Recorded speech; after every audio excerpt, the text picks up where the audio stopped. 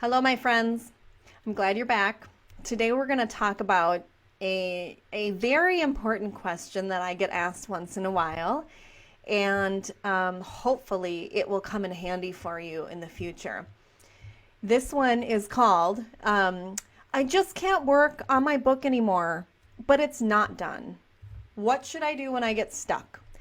This probably will happen to you at least once in your journey of writing. You just feel like you're losing steam, you're losing traction, you're just not sure what's going on or how to keep moving forward or what exactly is up, right? You're just kind of stuck, you're feeling unmotivated, you're feeling like you've kind of lost connection with your book.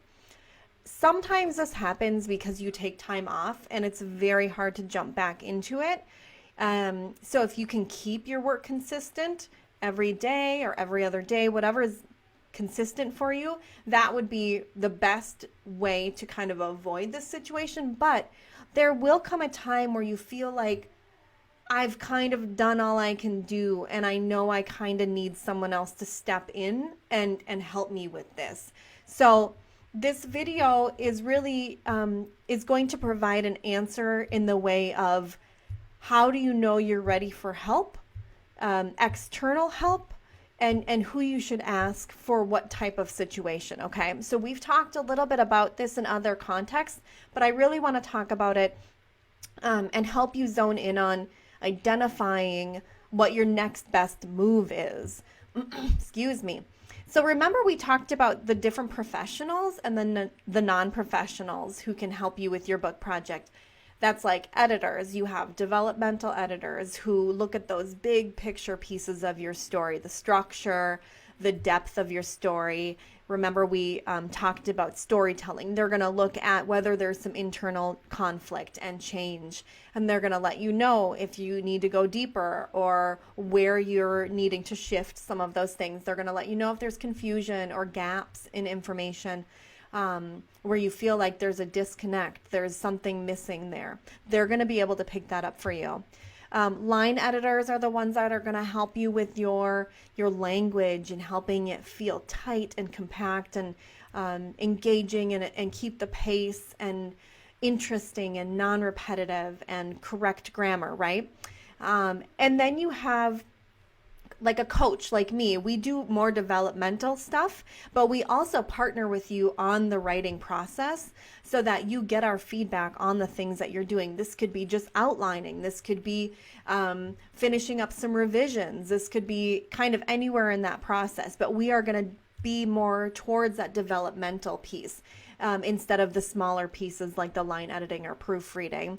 And then you have your beta readers who are going to read your first draft and give you their thoughts, and hopefully you get some value from that. But they are going to be either someone you don't pay or someone you pay very little, and they're usually non-professionals. So they're not going to be looking at things like, oh, your theme is off here, or there's an issue with your structure or whatever. They're not going to zone in on things like that. They're going to let you know what they think as a reader.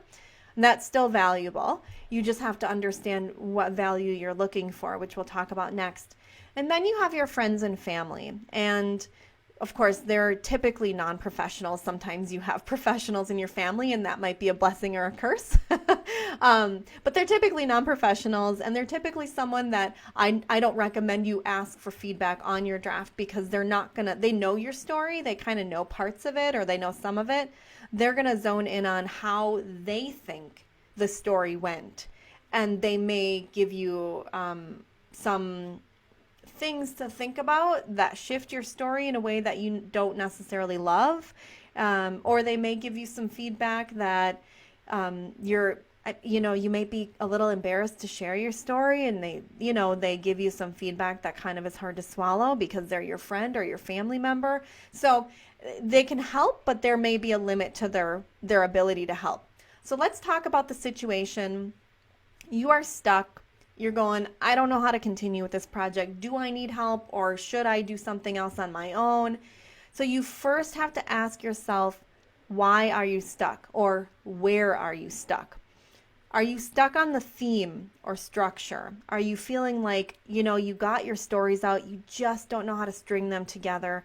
something's missing. This isn't a book yet. It's just a series of memories. It's just a bunch of journal entries or whatever, and you're just going like, what else can I do? I don't know. You're gonna need a professional at that point.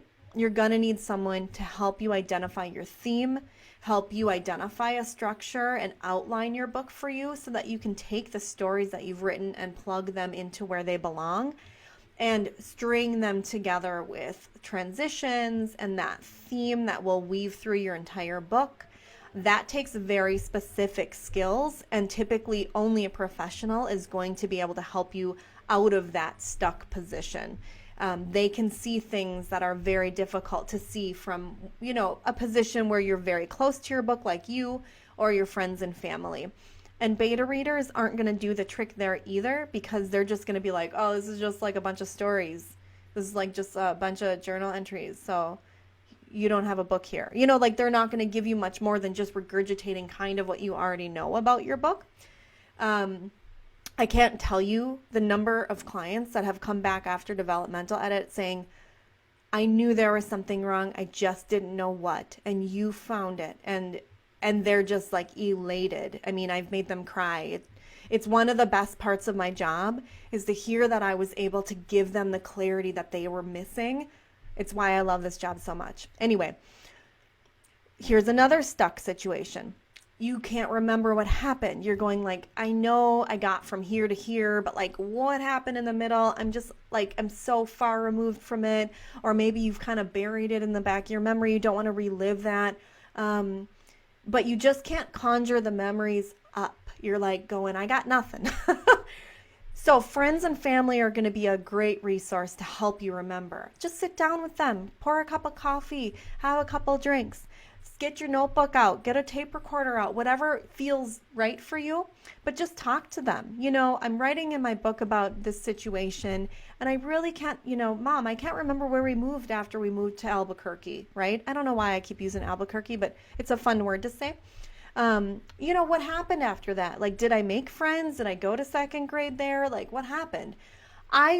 Me personally, I moved 9 times in my first 7 years of life. I don't remember more than 2 or 3 places that we lived. If I really wanted to zone in on that time of my life, I would have to sit down with my mom and get some gaps filled. She may have someone else for me to talk to, like, oh, go talk to your aunt or your dad or whoever, right? But at least get started on those kind of interviews. And you don't have to tell them about your whole story. You can just tell them a little snippet. That's okay. You don't have to let them read anything first. It's just a friendly little chat. So you're going to have to do a little research by way of maybe family interviews, if you will. I mean, put your professional hat on. You're interviewing, you're gathering information. You could dig up old photo albums or old yearbooks or dig up old journals and all of that, right? So you may, if you're just like feeling like there's some gaps, you need to fill in some blanks here, you just can't remember, go digging for some helpful hints that will spark some memories. I just actually had coffee with a friend that I grew up with, and she was bringing up things I totally forgot happened, and I don't know how I could have forgotten them, like the time she almost burned down my house on my birthday. Like, how do I forget about that? But I did, right? Our memory is full. We've lived a full life. We don't have room for all that jazz. I think of that movie Inside Out, where the little memories are, little balls, and they get grayer and grayer with time, and then they get retired. So that's what happened. You just got to spark the memory again. Here's another stuck situation. You're having a hard time reliving the past. It's causing an emotional reaction. You're not able to go there. There's maybe a very specific time, maybe a very specific part of your timeline that you're struggling with. You need to write it. You just can't. It's emotionally difficult for you. I've had clients say it conjures like bad dreams or night terrors, or they've suffered some anxiety, some emotional reaction, elevated emotional reaction that they've had to step away from their book. This happens frequently. It's not very uncommon when you're dealing with a memoir that involves very difficult things that you've had to live through. So at that point, I tell my clients to just seek some professional mental health help, maybe go see a therapist, just talk about things. and get some space from their book. That's a different type of professional that can help you. Of course, you can seek some support in your family and friends, but I would definitely encourage you to seek that professional help to kind of process through some things and just, hey, I'm having a hard time writing about this. What resolution do I need? What information or perception do I need to shift into in order for me to go back to this project and write that? So you may have to, take a step back from your project for a while, get some space, get some resolution, get some support, find a place that you feel safe to revisit that situation. And then you may even end up writing a very truncated version of it just to get it out. And you revisit it in snips, whatever feels good. But that is a place where you can get very stuck in. You're like, oh my gosh, that section's totally not done, but I just can't deal with it right now. That's okay. In that situation, you could take a step away from that particular section and move on to another section. But if that's kind of like last on your list here and you've been avoiding it, you're going to need to find a professional to help you move through that. So I hope that gives you some insights. There's usually a few different reasons people are stuck or feeling like their book is not quite done, but they aren't sure where to go. And those are some of the more common situations that I see. And hopefully I've given you some insights on how to help avoid your, getting stuck and keeping yourself motivated to really keep the project going. But there will come a time where you probably need to get a professional involved, or maybe ask a family member, to help jog your memory. Another thing you can do on that real quick that popped in my head, you can do some journaling just outside of your book.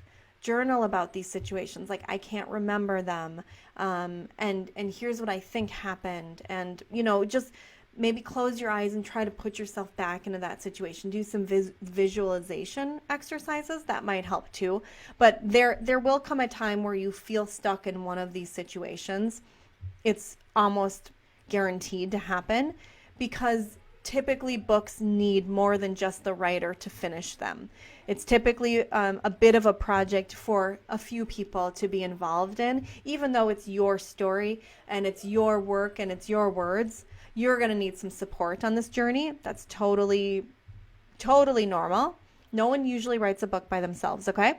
So that is the question for today. I hope it was helpful. Let me know if you've found yourself stuck in a different way, because I definitely want to be able to pass that value along to the group and, share what you've learned in that situation. And then come back for my next video when we answer another commonly asked question to help you keep moving on your memoir.